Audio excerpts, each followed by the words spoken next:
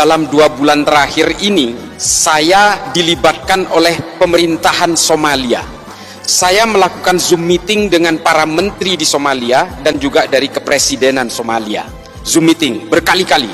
Mereka ingin tanya bagaimana sih cara Indonesia itu mengatasi kelompok-kelompok teror dan ekstrim ini. Sementara kami, ini menurut Menteri Agama Somalia, sementara kami satu negara ini Pak, pahamnya sama Pak, penganut paham Wahabi Salafi.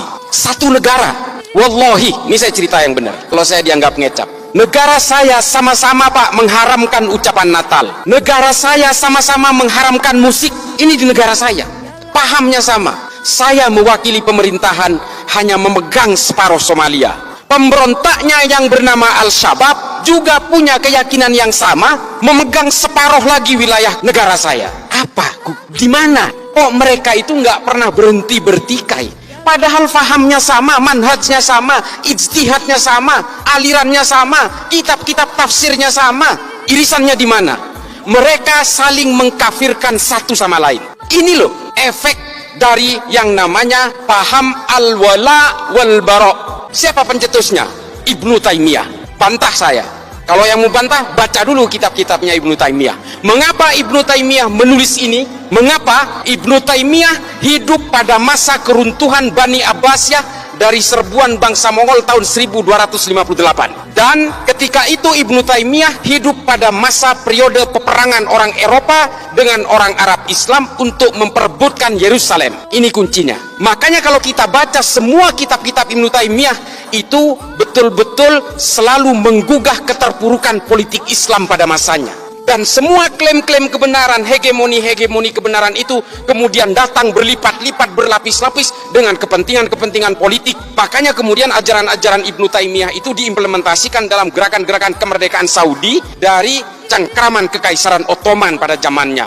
Lalu kemudian keterpurukan politik Islam di Mesir dijadikan juga sebagai acuan-acuan oleh Said Qutb dari Fi Dilalil Quran dan juga Malim fil Thoriq. Dari situ kemudian berkembang, ditulis oleh Muhammad Qutb dengan Jahiliyatul Qarnin Isrin, ditulis ulang oleh Al-Qaradawi, Ayman Al-Zawahiri, diimplementasikan oleh Osama bin Laden, oleh Abu Bakar Naji dalam Idarat At-Tawahus. Kemudian semua bergulung-gulung dengan kebencian-kebencian dan brutalitas. Itulah yang menciptakan teror itu.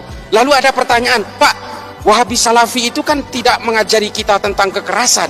Iya dek, memang iya, di situ tidak mengajarkan kekerasan, tapi lihat produk akhirnya. Yang ditahan oleh Densus hari ini sama usul fikihnya dengan orang-orang yang diyakini dari Wahabi Salafi itu. Kalau kalian mengharamkan musik, teroris yang di penjara hari ini juga mengharamkan musik.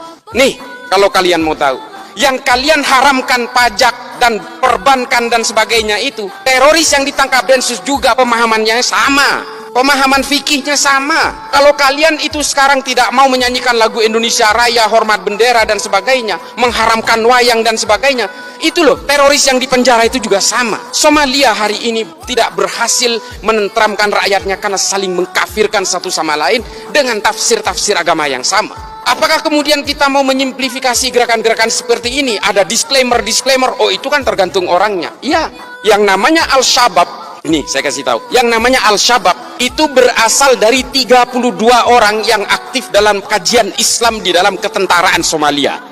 Namanya Kajian Islam Al-Ittihad Al-Islamiyah. Nama pemimpinnya siapa? Kolonel Muhammad Hasan.